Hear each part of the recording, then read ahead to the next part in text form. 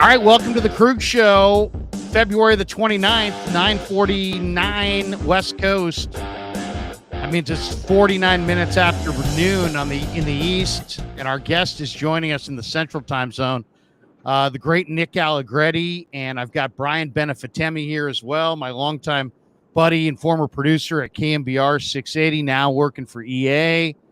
And Bri, before we bring in Nick, you know what? You were the guy who kind of hooked this thing up originally. And why don't we explain to people why how the three of us got together? And you were the reason. You said, "Hey, man, you used to scout football players. I bet you could find a guy who was going to go that nobody's heard of, and that we could get him on our show, and then that guy could become a great superstar, and we'll have the connection." And this was your producing brilliance back in the day, and I came to you with Nick Allegretti. Yeah, remember that? absolutely. Yeah, I remember. I actually found I was going through some. I was trying to find the original piece that you had written back at the time about Nick, and it was an article you had written. My favorite 10 offensive players in the 2019 NFL Draft. You said this guy's the ultimate sleeper, tough, smart, nasty. The thing I remember most, Larry, is that you love offensive linemen that used to wrestle in high school, and that was a big thing you said about Nick. You said this guy's tough. He used to wrestle. He's not afraid to get dirty, So, and looking back now, I mean, 5 years later, 3 Super Bowls. Clearly, you're onto something because Nick's a hell of a player, and it's great to be with him again. And he's with us. He's headed off to rehab because of an injury that he suffered in the Super Bowl. Nick, how are you, man? Good to talk to you again. I'm great. I appreciate you guys having me on. It's been some time since the draft, but it was definitely a memorable interview with you guys, and it's pretty cool to be back here 5 years later. It really is. And, one of the things that I did like about you when I was going through your profile as a draft prospect is, as Brian said, you kind of married the two things that I love in offensive linemen. You had the wrestling background, but you were also like an academic guy, an academic All-American. And now here we are years later. You've carved out an NFL career. You found a way to stay with the Chiefs, who drafted you. Was it the 5th round, 6th round? 7th round. 7th round. And you have found a home there. I know you're a free agent this year, but tell us a little bit about your run from draft prospect to where you're at today, man. It's been an incredible thing. And Brian and I have been following you on, like, when you played on Monday Night Football. I think, did he score a touchdown that night? What was that? Remember we were going back and forth on one of your Monday night games, but you started in the Super Bowl against the Niners. It's been an incredible run for you. Just describe what it's been like. Yeah, it's been a wild ride. Absolutely. I mean, went in the 7th round. Really, as a 7th rounder, I had a goal to make the team, but knowing that I was a late round undrafted guy, not really having a ton of success in college, I was just hoping to get my cup of coffee in the NFL, get a shot to go out there, put on the shield, hopefully get in a game or two. Didn't really know what my career had in front of me, but it's been a wild ride. 2019 was a rookie, pretty much just was on the team, was in special teams role. Got an opportunity to get a couple snaps in the Super Bowl that rookie year, which was awesome. And then my second year is kind of where I got my chance to prove that I should be in the league. And got a good chunk of starts that year.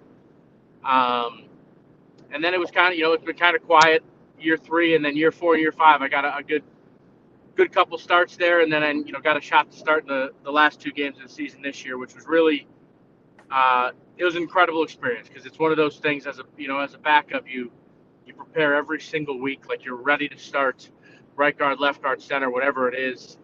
And it's a little bit of an emotional roller coaster, because you have to get yourself into the mindset to play, but you're not really burning the energy, or you're not going through the emotions of actually playing So that it's a challenge. But had the opportunity to step in that divisional game against the Bills, and was fortunate enough to ride it out from there. And just it's been incredible to be a part of this organization, to play for Coach Reed, to play with guys like Pat, Travis, and Chris Jones, and Tyreek for a few years. The football nerd side of me has absolutely loved it. Those guys are some of the best to ever play their position in the history of our sport, and I get to play with or play against them, every single day at practice. So it's been an incredible experience. Brian, fire away. I'm sure you got a couple questions for Nick. Yeah, for sure. I mean, you kind of talked about it, Nick, a little bit, but I was reading some stuff and you were saying, replacing Joe Thuney is a great opportunity for you, but it's hard because, like you said, you don't always know if you're going to be at right guard, left guard, or center. Mm-hmm. So can you kind of talk a little bit about the preparation to be prepared to come in at any given time for multiple positions on the offensive line and how you're able to kind of handle that throughout the year? Yeah, I would say, it's preparing for a week that I know I'm starting, honestly, is mentally it's much easier than the role that I have as a backup. Because as a backup, I'm a visual guy. I like to, in my head, imagine my step for a cutoff or my step for a reach blocker, imagine my pass set versus 2-eye or 3-tech or games. And I'm very visual in my head, at least. And for me to get that rep, a mental rep, I've got to do it at center, left guard, and right guard every time when I'm going through the playbook. And it's a challenge. It really is. And I kind of know my weaknesses as well. So I know that at left guard, my open step is definitely better at left guard than it is at right. At right guard, I'm definitely better at stabbing my right hand on a cutoff. So I try to picture perfectly doing it, but it's a challenge because I know my weaknesses and my strengths in all three positions. But it's awesome. I get to sit there and dive into Coach Reed's playbook. Coach Heck has been an incredible offensive line coach to give me the ability to be able to prepare for those three positions.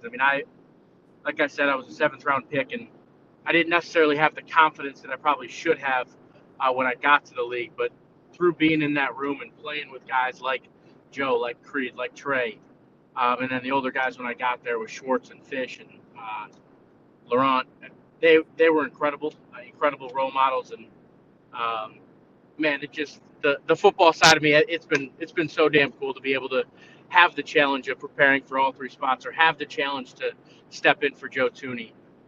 Just realistically, it's such a cool experience. You're going to rehab because of an injury that you suffered in the Super Bowl, right? Didn't you suffer the UCL elbow injury in the Super Bowl and continued to play the rest of the game with it? Yeah, I tore my UCL fully in the second quarter, and then a couple of the other muscles around there. They got big names though, so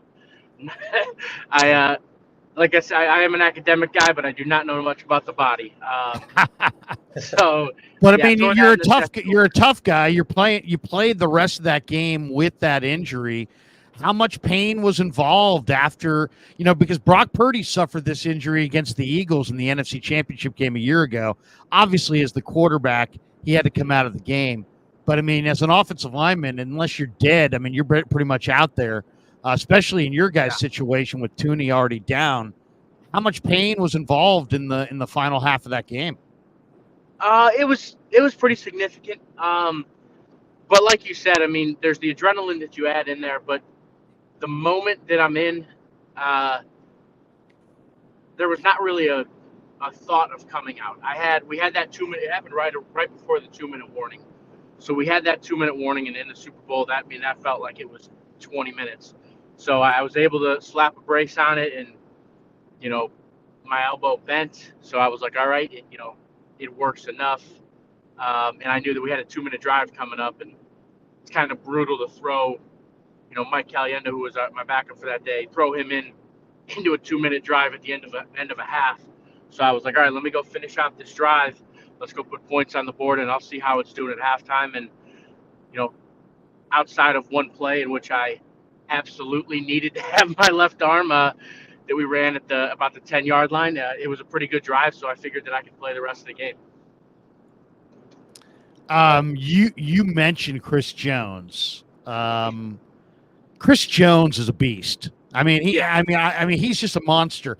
I've seen him in several big games come over and hold court on the sideline, and it reeks of like, you better play to my intensity level or I'll kick your ass. I mean, it's like that kind of a message. He is an incredible player, isn't he? What's it like banging heads with him in practice? And am I reading that right? That he is kind of like, hey man, you play to my standard or get off my field. Yeah, absolutely. To answer that part first, he plays at a very high level. And he'll pull himself off the field when he needs a break. It's not too often, but he'll get his breaks because when he's on the field, in those massive moments, if you're not going 100%, there's no reason you should be on the field. And that's realistically, that's his mentality, but that comes from Coach Spags. It comes from Coach Joe Cullen, our D-line coach, and then ultimately it comes from Coach Reed. I mean, if you're going to be on the field competing with the Chiefs, who we know that every time we suit up with Coach Reed and with Pat and Chris and all these guys, we have a shot to be Super Bowl contenders. So if you're not a guy going 100%, there's no reason for you to be realistically with the organization. Mm-hmm. And then to answer the second part, yeah, he is practicing against him every day has probably made me into the player that I am. Because you can go out there, generally I'm getting a ton of scout reps every day, and if I go out there and I, front Chris up 3 or 4 times in a day, it's like, man, I just had a day. Right. That they're scheming up games, and they're, Chris's talent, they're going to beat you. And nobody's upset when a scout player gets beat because it makes Chris look good. Everyone's happy. But you go out there and you block him a few times. I mean, it builds a ton of confidence because you watch it week in, week out. Nobody's really blocking him unless you slide to him. Go ahead, Brian. I'm sure you got some good ones for Nick. Yeah, Nick, one of my favorite moments of your career so far has definitely been that touchdown you caught. I think it was in 21, Steelers game, throwing TJ Watt to the floor, catching that touchdown from Pat. If you could just kind of, take us back to that moment, because I imagine, you weren't the first read on that play, but what was that moment like for you? And when are we going to potentially see another Allegretti touchdown? So, yeah, I mean, Coach Reed we've schemed up O-line touchdowns every couple of years. Fish has had one, and we didn't end up. Mike Remmers caught a ball for a first down a couple years ago, and we usually scheme one up a year. But this one was definitely not one of them. It was just a heavy package. We're trying to show run, and then we're running a little bit of a naked, and I think the 5th read. So we got 5 O-linemen in and Pat, so I am the last option. And normally the ball's out of his hands before I'm supposed to wait for the over to cross my face, and then I ditch and turn around. And I got my hands on TJ Watt for a couple seconds. Not a shot. I was looking at the over route because I was like, I got to worry about blocking TJ Watt a little bit more than that. And had an opportunity to ditch him, turned around expecting to hear cheers, and if someone caught it in the corner of the end zone, I'll go celebrate, and the ball was just kind of floating towards me. And I was like, well, there wasn't time to think. It was like, all right, here it is. And I thought I was going to get labeled. I didn't know where any of the defenders were at that point. But I thought, even if I'm in the end zone, they're going to be pissed. Someone's going to come smoke me. But then I scored, and what a great time. You did celebrate with the O-linemen. We were probably all as tired as we've ever been, because we'll celebrate every touchdown, but O-lineman touchdown's a little different. So it was an incredible moment. Nick, the live mic of Super Bowl 58 copy is out, and I caught it the other night. And as you know me, man, I was rooting hard for you, but man, I'm a Niner guy, and it was like, sure. I wanted the Niners to win that game so bad. And one of the things that was really struck me is after the first offensive series, Greenlaw tackled the guy, and then kind of pushed off on him too. He hit him, he tackled him, and then he kind of hit him again a little bit after the whistle. And you look like you took offense to it and came over and was trying to get a little piece of Greenlaw maybe, or at least say something.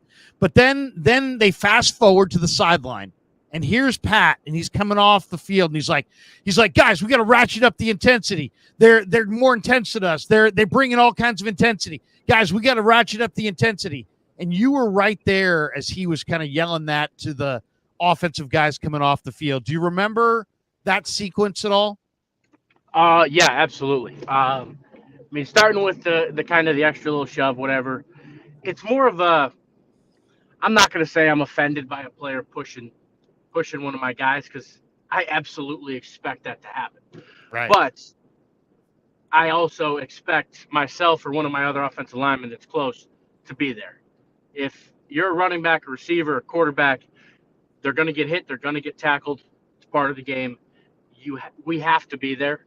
I think if a running back gains 6 yards, has a big hit, and the first thing he sees when he gets up is one of his offensive linemen, I think that put just a lot of confidence in his mind that, like, all right, like, had I broke that tackle, like, I had a guy right there, or had something happened that, like, in that pile, in that skirmish, like, I had my guy right there. That's kind of the mentality that I've always played with. Coach Heck pushes that a lot as well, and it is a physical game. It's, we're not looking to get in fights or anything like that, but there's a lot of emotion. There's a lot, and I need to let it be known that, to my guys that I've got their back. Sure. I know they've got mine. So, and then, you got a guy like Pat, when he's saying you got to bring the intensity, you take that personally, like that. Did you hear that in the moment, or is that just picked absolutely. up on the? You did. Okay. No, we heard it, and I'm sitting there like, man, this is a Super Bowl, and we don't have enough intensity to go play. So, and it still took us a few drives to really get it in, and not want to say that's unexpected, because it is. The Super Bowl is a spectacle. It is the biggest game of all of our lives. It's the biggest thing on TV for the entire year, every single year. So a slow start is not out of the norm. So it wasn't like, oh, we got to panic, we have to bring the intensity. But it was like, yeah, we do have to. If we're not the most intense team on this field, we're not going to win the game. The 49ers were an incredibly, incredibly talented offense and defense. So we knew that we had to bring more intensity to get the job done. It's funny. I remember Nick coming out of the draft. Larry had even tweeted John Lynch saying, "This guy is legit. He is an offensive lineman perfect for you guys." And now, 5 years later, you got 2 Super Bowl wins against the very same 49ers. I was thinking about that earlier. I think it was kind of a funny moment. Shoot. But I can't believe it. Well, we've been big believers. Let's just say that. Brian and I have been in your corner since the beginning. For sure. What was the night before Super Bowl 58 like for you? You've played in the league, but you've been a backup. You know that whatever you do in this game is going to be remembered forever. You're getting an opportunity that you've never had before, even though you've been a pro.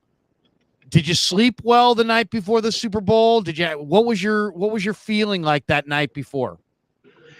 I think I slept pretty well. I don't leave that up to chance anymore. We have these little sleep sound melatonin drinks or whatever. So I don't give myself the chance to get restless, because I know that that's a real opportunity. But like you said, it was an incredible opportunity. Like, how cool of an opportunity to get a chance to step in for an all-pro guard, an offensive line that, we had some issues throughout the year, but realistically protected Pat very well all year. And I've got to step in for the guy that probably protected him the best all year. And I'm a big dreamer. I'm a guy that I used to, in the backyard, I used to just be by myself, throw a football up in the air, pretend like I had just won my 10th straight Super Bowl. And like, I was that little kid, and I still kind of am. So I sat there like, man, this is like, I'm going to have a chance to go start in the Super Bowl, win a Super Bowl. And then the injury happens, and in the back of my head, I'm like, I got to fight through this. And I'm also saying, like, how cool would it be to fight through an injury and win a Super Bowl? Mm-hmm. Like, I don't know, maybe it's not cool, but like, kind of is. Like, I to toughness is something that I really pride myself on. And if I'm able to push through this injury and get this done, like, man, what a cool opportunity. I'm saying the word cool a lot because I love football. I really do. It is such an incredible sport to be able to compete at this level, and then on an organization like the Chiefs, it's really it's awesome. Super Bowl Sundays, Nick, have been really good to you. I mean, 3-time champion, and I know last year, I believe on Super Bowl Sunday, you became a father to 2 twin daughters, and now way to go, man. Well, I know they're young now, but for for you to be a father, and I imagine having your kids there at the Super Bowl with you, what was that moment like for you, and how has that transition into fatherhood been for you as a pro? Yeah, I mean, starting with the birth of my daughters, I mean, it was an incredible day, Super Bowl 57. But honestly, it was a hard day. They were born at 3:00 in the morning that day, and wow. yeah, so I woke up and I missed. I mean, obviously I missed the birth. They were back in Chicago, and so then I was kind of just up for the day, and I had pictures of my daughters and pretty much looked at them all day. And then we go play the game, and I was a special teams role and then a heavy package tight end role in there as well. But there was a lot of moments where I'm like, man, what am I doing here? I should be at home with my wife and my kids. And we knew that they were going to be most likely be in the NICU for a little bit because they were twins, and so that was kind of definitely a hard day for me. And then to get the chance this year to bring them out to the Super Bowl, and their first birthday was the day after the Super Bowl, and it's hard to comprehend the 5 years that I've had in the league. I've been in 4 Super Bowls. I had my daughters the morning of one of the Super Bowls, and now they get to go to Vegas with me and win another Super Bowl. It's incredible. Being a father, is really what I've always wanted to be. My dad's my biggest role model, always has been, and to have the ability to provide for a family is something that I've always wanted to do. I wanted to have the responsibility of being a father and have the joy of getting to come home from work. And normally in season I come home from work and they've eaten dinner and they turn around in their high chair and you just get big smiles, and it makes everything worth it. You miss a lot of time in this profession, but it absolutely makes everything worth it. It's such an awesome story, and it's amazing how you've evolved as a man, from a college student coming into the league with a dream. As you said, you're a big dreamer, to living your dream, having the wife, having the kids, having the career. And this is a big off season for you because you've had everything, right? You've gotten 3 rings. You've gotten the ultimate in coaching. You mentioned Andy Heck. I remember Andy Heck at Notre Dame. That's how old I am. I can remember him playing at Notre Dame. He was a hell of a player. And now he's a hell of a coach by all accounts. But you were a free agent once, and you signed back with Kansas City. So you've had that unbelievable continuity. Do you live in Kansas City or do you live in Illinois still? Yeah, so we rent in Kansas City, and we maintain that address because OTAs and everything. But we live in Chicago for the most part in the off season. Nice. So you got the family. So you're right there, kind of in the Midwest. But now you're a free agent, and you mentioned providing for your kids. I mean, what kind of dialogue have you had with your agent? I mean, I'll say this, because you follow me on Twitter. I've already put out, hey man, the Niners need a guard. Go get Nick Allegretti. I attached you on there. I think you would be a great Niner. And heck, if you wanted to bring Chris Jones with you, we'd be okay with that. But that might solve the entire offseason in one day. They got Allegretti and Chris Jones. Something tells me he'd have more questions at the presser, but you never know. I'd ask you a bunch. But what's your mindset? Is it like, I need to stay with the Chiefs no matter what? Or do you look at the face of your wife and your babies and say, you know what? My body's not going to be able to play like this forever. I'm in my late 20s. I got to make this contract work. And maybe I'll go somewhere as the starter and try to get that big payday. You deserve it at this point. Yeah. What's your mindset? It's tough. It is not a cut and dry answer. Last off season, I mean, I don't know how. I mean, I guess I can. You guys know the answer. Am I able to speak on prior off seasons Yeah, negotiations? yeah. I signed You with the Chiefs. But yeah, during the whatever the free agency window, shoot, San Fran was a team that I absolutely spoke with, and I mean, nice. couldn't have more respect for John Lynch and uh, Coach Shanahan, and the organization they're running there is about as top end as it gets. And when I spoke with them, they mentioned that, and I couldn't remember if it was Coach or John Lynch's message, but normally their message is, where are you going to have a better chance to go in a Super Bowl? And they hit me with that, and they were like, I understand that the one other place is probably Kansas City. So that's Right. the challenge. It's as a football guy, how do I leave that organization? How do I leave countless Hall of Famers? One of the top offensive line coaches, probably the top offensive mind, that I'll ever play for, and Coach Reed. How do I leave that situation? It's easy to say, yeah, look for a starting job, and that is absolutely what I'm looking for.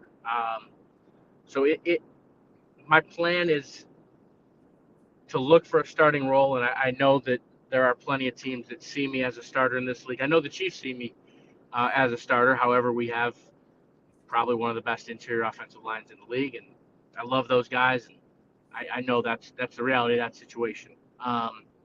So to ask my mentality, I don't have a cut and dry answer, because you think about family, and it's Kansas City is a great area to raise a family, and that was a huge reason that I decided to go back to the Chiefs last year.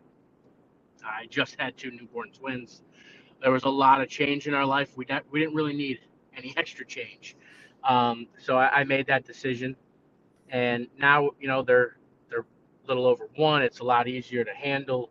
So I think family wise, there's really not a bad place to raise a family. You can find great areas at any of the 32 cities across the league. So that's not as much on my mind this year. And yeah, the chance to get a bigger payday and put more money away for my family is absolutely a thought as well. So there's a lot. There's only one market. There's only one market, Nick, where you can have a beer with Brian Benefitemi and Larry Krueger, and that's NorCal. You'd be a great Niner at right guard. Can you play right guard for the Niners? Yeah, listen. If they give me the opportunity to be the starting right guard, I would absolutely love it. That is what I want. I want to. You're right. I've had success at Super Bowls and gotten a chance to start a ton of playoff games and not check those off my list. And being a full-time starter is really the thing that I want to do. I want to accomplish it. I need to accomplish it for myself, because I know that I can. So that's definitely the biggest emphasis on this free agency market. Obviously money's involved with that, and I'll do my best to throw out my accounting background and look past the California taxes if I can. But it's pretty hard to look past it, if I'm being honest, because I know the ramifications of it. Your agent doesn't take a fee, a post tax; he takes a pre-tax, so that's included as well. But yeah, it's free agency is wild. I'm glad I've gone through it 1 year before, and I know at least what to expect a little bit. I'm a little more prepared, but I'm excited to see what comes this next couple weeks. I'm wearing shorts and a t-shirt right now, Nick. It's like 70 degrees out here. I'm coaching Little League. We're out on the field. It's not cold. You'd love it here. I'm wearing shorts too, but it's 30. So yeah. Oh man. That's because you're a badass. Yeah. That's great. Well, we only have a couple more minutes with Nick, but go ahead, Brian. I'm sure you got 1 or 2 more. Yeah, I mean, I can't believe we've gone this far in the interview and haven't mentioned this. This was one thing I distinctly remember about Nick, that he's an avid coin collector. I know you've been collecting coins Absolutely. since you were 12 years old. I I saw on forgot your that. Instagram page you even secured a sponsorship with someone Yeah. regarding this. So I know we haven't talked in a while, but what are some of the biggest coins you've collected since we last spoke? And how has that partnership been for you, kind of expanding your brand like that? First of all, it's been awesome. Yeah, U.S. Coin and Jewelry down in Houston. We worked the partnership out, and I am absolutely. I'm a nerd. I collect things. Coins are probably my biggest collection. Um, 1893 San Francisco, 1893 S Morgan dollar is my the pride and joy of my collection. Okay. So that from a coin perspective, San Francisco does have a lot to offer with the mint. A lot of history there and the gold mining aspect as well. But no, it's my favorite hobby. Outside of I can't call really being a father a hobby. That's definitely a job. But Yeah. in terms of just a relaxing hobby, I love it. It's kind of my thing that I do by myself. I get a chance to nerd out and spend time with people fully away from sports and don't have to talk football if I don't want to. So I love it. It's been probably one of the best things for me when it comes to stress. I bring coin magazines and coins with me on the road all the time, and we'll usually just look through the magazine the night before games and helps me decompress. Um, Not think about football because it's really easy to just dive into the playbook and think about nothing else but the game. And if you do that, then it's by the time you get to the game, you've played it 3 times in your head and you're exhausted. So I coins have been a huge part of my life. Actually, the first time we talked, I was visiting my brother in Chicago, and I walked to a coin store. And in the middle of the walk, I had the interview with you guys. So I stopped in a building in Chicago, had the interview, and kept going to a coin store.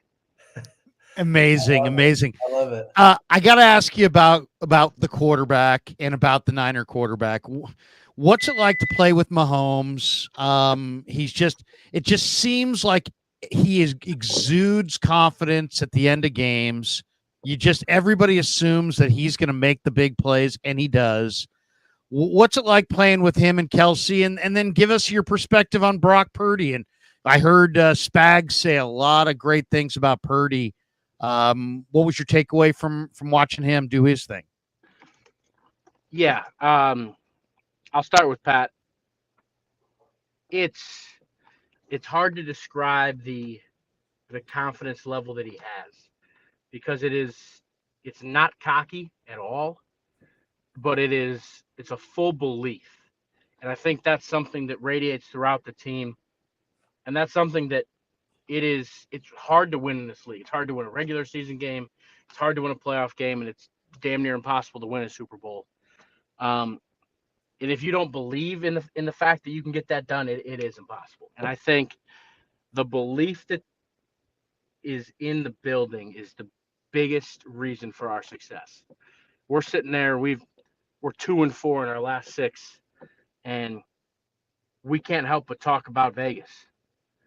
We shouldn't be talking about Vegas. We got a lot of shit to figure out, but we know that if we get our shit figured out, if we do what we need to do over the course of the rest of this regular season, we're going to put ourselves in position to get to Vegas and get to that Super Bowl. And it is a full belief in our program and our coaches and in ourselves. And, that starts with Pat, who probably has the most ability of anyone that currently puts a helmet on. And it is such a cool he's such a cool teammate to play with because I've tried to steal as much as I can from him. We don't play the same position at all, but his confidence is probably his biggest positive in my mind, besides all of his physical skills. But he believes that if you give him the ball at the end of the game, we've won. And you see that. You see him calling the play in the huddle, the 9th play of the drive, and his heart rate, you could see his heart rate slow. He's not breathing that hard. There's no reason for anybody to be calm in that situation, but he is. And I think that is what makes him a 3-time Super Bowl champion, 2-time, league MVP 6 years into his career. So that's been awesome. And then on Purdy, I mean, it is so interesting to me to watch him because how cool is that? I mean, I am absolutely bought into the fact that he is a great player. I can't evaluate quarterbacks. You just asked me about Mahomes, and all I talked about was mentality because I don't know arm Sure. angles and I don't know arm strength, but he seems to have a ton of confidence, which is, like I said, I think the biggest thing you need as a quarterback. He doesn't seem to get rattled a lot.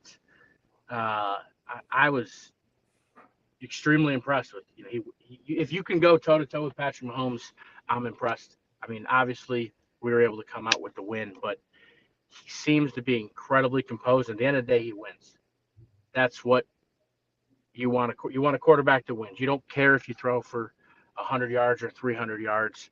You don't care if you throw any touchdowns. All you need to do as a quarterback, in my opinion, is win, and that's all Pat cares about. And I think that's all that it looks like Brock cares about. He doesn't seem to be too wrapped up in stats or anything like that. And I'm excited to watch him throughout his career. It's the challenge, as you guys know, with San Francisco quarterbacks is you guys have an incredible system.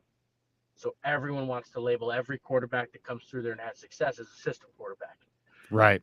Yeah. But there can be really good system quarterbacks. Like, hey, I'm a really talented quarterback in this system.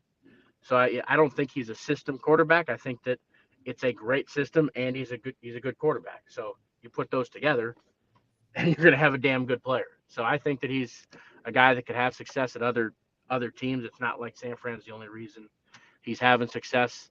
I can't wait to watch the rest of his career. Brian, you got one last one for Nick before he gets on to rehab? Yeah, Nick. I mean, we know now, like we've talked about, of course, 3-time Super Bowl champion. I'm curious how each one kind of sits in your mind now that you've had a chance to reflect on them. Is there a parade or a Super Bowl that kind of stands out to you the most from the three? Yeah, I would say that this past Super Bowl is the one that stands out. Obviously, the recency bias, but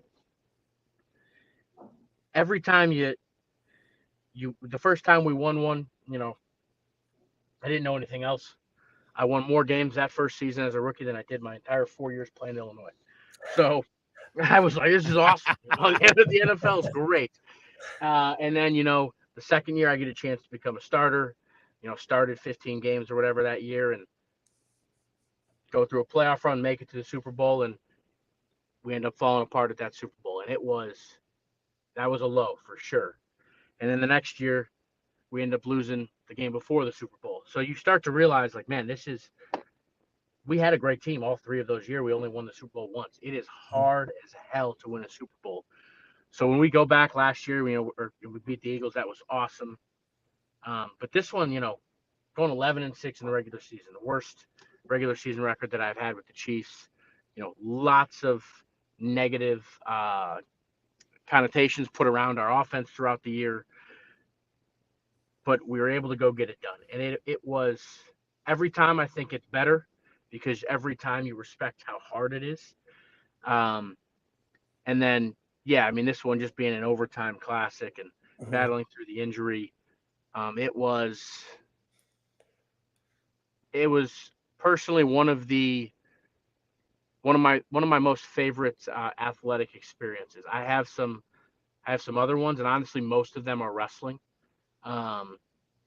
But it was one of those where I had an internal battle. Normally, I'm just there for the team and whatever I can do for the team. But this time, I had a lot of challenges that I was dealing with, making sure that I could get myself through that game. And so that as an athlete, that's probably one of my most proud moments to be able to push through that and finish that game and come out on top in an incredible a game that'll be played for the rest of my life, which is awesome.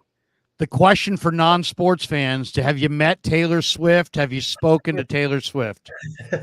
Yeah, absolutely. She is awesome. She's knowing Trav for the past 5 years. She's exactly who all of us expected. Trav's about as genuine of a human being as I've ever been around, and that if he's going to have any relationship, that's who he's going to be with. And she's super sweet. She's easy to talk to. They just both happen to be best in the world at what they do, and that works. And they're serious about their career. And yeah, she's awesome. Nick, we'll let you go, bro. Congrats on the Super Bowl. It pains me to say it, but dude, you're just a straight class act. And I was looking at the Niner depth chart as we were doing the interview. And I know you wore 53 for the Illini. You've been wearing 73 for the Chiefs. The Niners don't have a 73 right now. 73's wide open right now, Nick. There's you want your number, your number is available here in San Francisco. What point do teams reach out? Have teams already reached out in free agency, or is that something that comes later on? Is there some deadline I'm not aware of? Yeah, I don't think we're allowed to do anything until the tampering window opens on March 11th. So at this point, it's really just my agent and myself evaluating depth charts, watching the cuts and seeing who's being released, who's being signed, and trying to see what money is available, because that certain teams might be interested in me, and then they end up closing a D tackle that they didn't expect for a little bit more money than they expected. So then the money that was set aside for me is gone.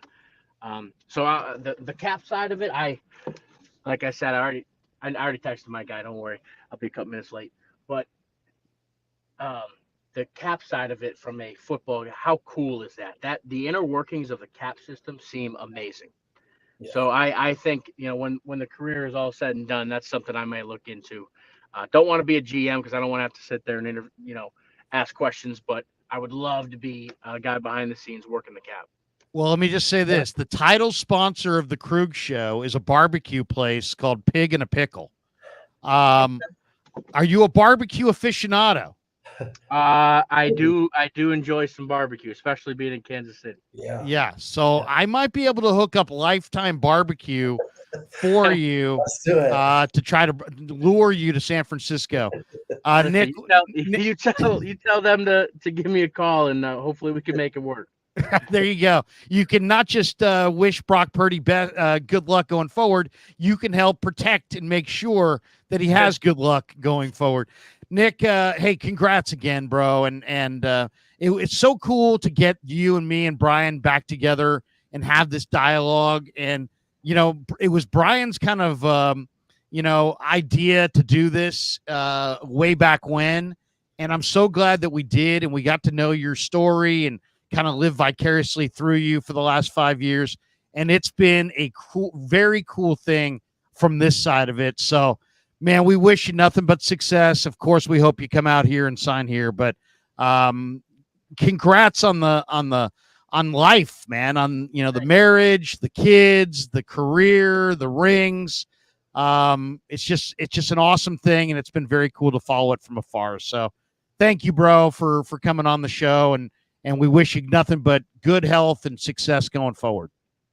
Absolutely. I appreciate you guys having me on, and whether it's San Fran, Kansas City, or anywhere else, let's jump on again in the future, because I love talking football with you guys. Yeah, sounds good, Nick. Always great to hear from you, man. You are like the link that keeps me and Larry constantly talking. Like anytime I'm watching a game and Collins mentions you on the broadcast or your touchdown, or we see you checking in, I'm always texting Larry like Allegretti's in or Allegretti scores. So just echo what Larry said. It's been great following you, man. And hopefully we'll do it again for sure. Awesome. Thank you, guys. Yeah. Nick, have a great day, man. Appreciate you. We'll let you go. Take care. Bye. Take care, Nick. There you go. The great Nick Allegretti. Bri, I mean, I know I was pouring it on thick with the free agency stuff, but I don't know if he'll come here or not. But I do think it's interesting that Lynch sounded like he really wanted him, huh? Last time, the way he kind of described it. And the Niners are looking for probably a right tackle and a right guard. And a guy like this would be, in a lot of ways is exactly what they're looking for, right? That kind of tough, plays hurt, humble, assignment sound, tough guy, wrestling background, academic All-American.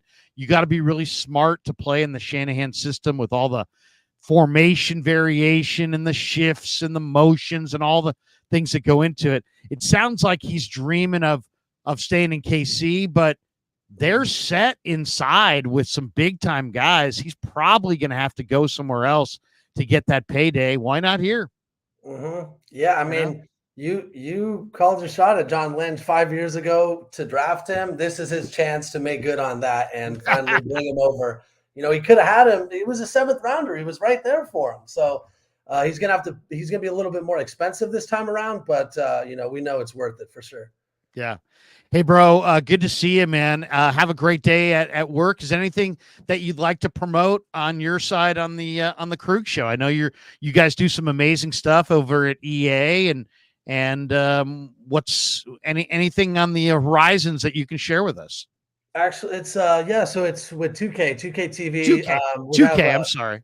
No, you're good. We have actually this week is going to be episode 399, and we have some big things planned for episode 400 next week. I've been with the show for about 4 seasons now, so we're in season 10 now. But yeah, if anyone plays NBA 2K, check out 2K TV. You can catch me there, either behind the scenes or a lot of times on camera as well.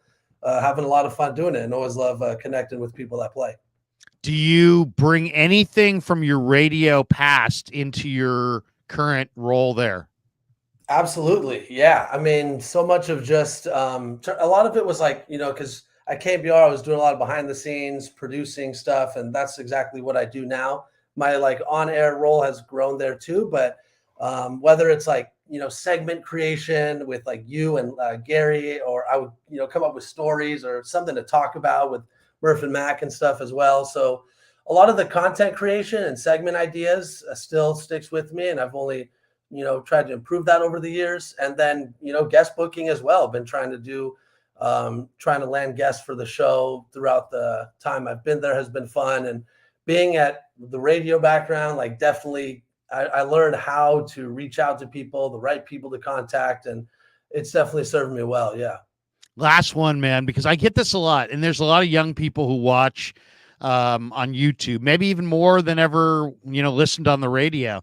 But I get this question a lot, hey, how did you get where you're at? Or, how do producers graduate and start to make money? And, I always say a radio producer job is a great job because it's kind of like high-end expectations, low end money, but if you're smart, you can make connections and surf it into a phenomenal opportunity on television, on radio, internet, all kinds of different websites. I know so many people, but you're one of the real success stories, and I think it's important that we highlight you here. What advice would you have, Bri, for that that college kid that's watching this and says, you know what, man, I think it's so cool what Krug's doing at YouTube. And then, I thought it was, it's so cool. I'd like to have a radio career. And, we all see kind of where radio's gone and now how YouTube's kind of starting to kind of replace radio in a lot of ways. But beyond that, what kind of advice would you give, a young person? Because when you came to KMBR, how old were you? You were young. Man, I started as an intern with Murph and Mac. I was still in college. I think I was a senior in college at that time. Okay. Where were you going? San Francisco State. San Francisco State. So you're in college. You have classes and you have radio obligations. What advice would you give a college student who looks at you and says, wow, man, this guy went from radio producer to carving out a career in a field that's really cool, and he's doing something he enjoys doing? What advice would you have for that young person? Because I get this question a lot, and then I think of guys like yourself, and I'm like, dude, I wish I could just get a guy like Brian on here to tell you exactly what his path was like. But go ahead, fire away for because there are a bunch of people who dream the dream. And I thought that was the other takeaway from the Nick interview, is that you, in some ways, dude, you got to dream the dream. It all kind of starts with a dream. And then you can go make it a reality if you got time and effort and energy and talent. You've done it. Tell people how.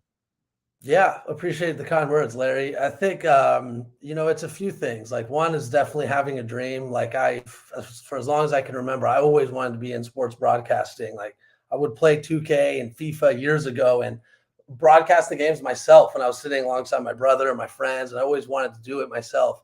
But a big thing I learned in college was I remember my college professor, the great Marty Gonzalez, formerly of Cron Fort, said something that always stuck with me. And he said, like, look around this room, like in our college classroom. He's like, you're going to, at some point, you could cross paths with your classmates again, whether they're your boss, maybe you're their boss, maybe you guys are coworkers, but you just never know the people just in this room, how much of an influence you guys can have on each other's lives. And that always stuck with me because as I've gone, progressing through my own career, everybody I've met along the way, whether it was my broadcasting classes in college, I used to intern at Cron 4, at NBC Sports Bay Area, at KMBR. I've just stayed in touch with all these people. And really, I've seen so many people grow into great producers or great careers within the field. And I got my current job with Visual Concepts doing 2K TV because a college friend that we used to call basketball games together at SF State, and we used to have our own radio show at SF State. I was just at KMBR when he hit me up one day and said, hey, we used to call games together. 2K is looking to add this new feature, which we didn't know it at the time, but it was the G League. And he said, well, you want to audition for it? And I said, hell yeah, I want to. Let's do it. So we ended up auditioning, got the job, and that's only grown into also doing WNBA commentary, the demo game commentary. And I think back to a lot that if I didn't have that solid connection or make good friends along the way, you would have never hit me up to even have that audition.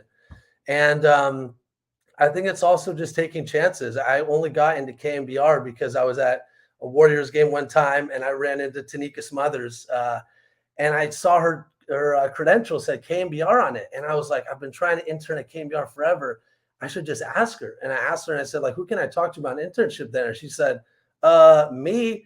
And that always will stick with me because if I didn't ask Tanika in that moment on that day, I really don't know if I ever would have gotten into KMBR. And it just kind of lined up perfectly, continued to grow. And so I think just taking your chances, don't be afraid to do anything, and really try to network with the people you're currently around and every time you go to new places.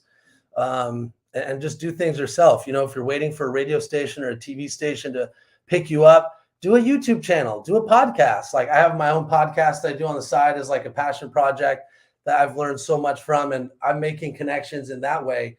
And, just this moral of the story being, you don't need to be with a radio station or a TV station. This day and age, anyone can start a podcast. Anyone can start a YouTube channel. Do it yourself. Do it now. And eventually that experience is going to translate to a job for, a major network. Dude, I love it. I love it. I totally agree with your point. And that the one takeaway I would say is don't be afraid to tell people what you want. Yeah. Maybe they can help you. Maybe they can't. But if they don't know what you want, they can't really read your mind. So you told Tanika Smothers, hey, this is what I want. And you just happen to run into the person that could help make that a reality for you. So I think that's a great lesson for a lot of young people. It's I know there's a lot of young people who are like, I'm just this or that. And I don't have any special real this or that. Well, don't worry about that. Just tell people what you want and then pursue it. And then when you do get that opportunity, you got to be like Brian. You got to be great. You always want to do more. I mean, this whole project where we're talking to Nick today was born out of you saying to me, hey, let's do some interviews of GMs and assistant GMs and people that are going to be, big in the business in years ahead. And we did lots of interviews with assistant GMs who are now GMs. And you just never know. So anyway, dude, I'll let you go because I know you got a busy day, but appreciate you jumping in here. Very cool. And maybe we'll rekindle this later this year when Nick signs with the Niners. Yeah, sounds good, Larry. Thanks for having me. Just want to say, just give you your flowers as someone that one of my favorite people I've worked with in the industry in all my years. I mean, I'm still young, but you were always someone that believed in me, gave me a chance. And, this whole thing wasn't even for Gary and Larry when I was working with you at the time. It was the Krug show, doing it outside of the show. And you were willing to let me help you with that, just some ideas I had. And I'll always remember your influence on me and like how much you've helped me in my career. So I really appreciate you, man. It's always great catching up. Hey, Brian, have a great day, man. Appreciate you. Thanks, Larry. Take care. There you go. The great Brian Benefitemi. Nick's got a great story. Brian's got a great story. And this was a phenomenal live stream today. I hope you guys enjoyed it. Great. I think there was great stuff to be learned there. One, Nick Allegretti is just a young offensive lineman growing up in Frankfort, Illinois with a dream. And, now he's got 3 Super Bowls. He's married. He's got twin daughters. He's got probably a half dozen offers coming his way next month to be a free agent guard for somebody. I hope John Lynch dials him up because he's the kind of selfless guy that would fit in perfect on that 49er offensive line. A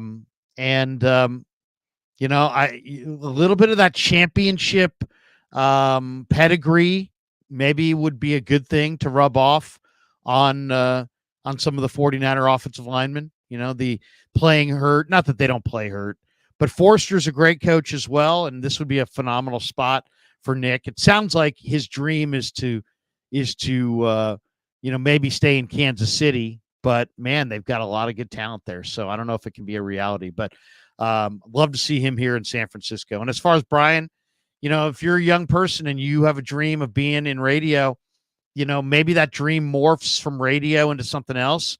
But it's all about getting an opportunity, telling people what you want, and then just being a good networker. He kind of said it.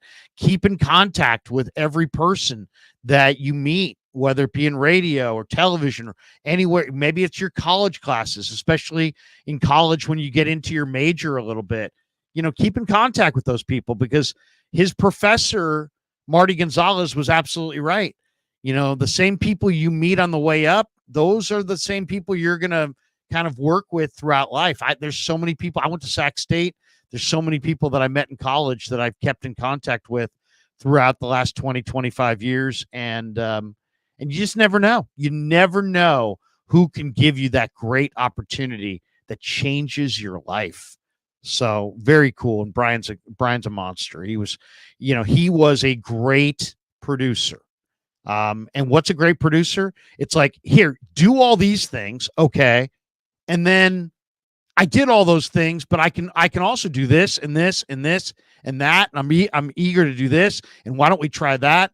And it's like, you have to be energized and you have to be motivated and you have to be excited about your day. And that's what Brian was. And he's carried it over into his current position. He's made a nice life for himself. So that would be my advice to anybody. In fact, when people ask me about how they get ahead and that kind of thing, I'm going to point them to this live stream on my YouTube page because I think there was a lot learned here today. We're not done for the day, by the way. I've got a big baseball practice coming with my kid later today, and then the big show tonight at 6:45 with Vish Kumaran, Jesse Naylor, and myself. And we'll talk a little bit about all the headlines involving the Niners. The Niners met several times this week with Rutgers defensive back Max Melton. Max Melton is one of my favorite players in the entire draft. He's a DB corner for Rutgers, and this guy just hits like a truck. So I'm really excited to do a video on Max Melton. The Niners also met with Wake Forest DB Malik Mustafa. What a great name that is. And if you watch Mustafa, he is just a crusher in the run game. I mean, he steps up and just destroys people. So both those articles out right now at 49er Web Zone. We'll do some videos on that later today. Also, the 49ers still have not announced their defensive coordinator. It sounds like it's down to the known candidates are Brandon Staley, Nick Sorensen, Daniel Bullocks, Dave Merritt.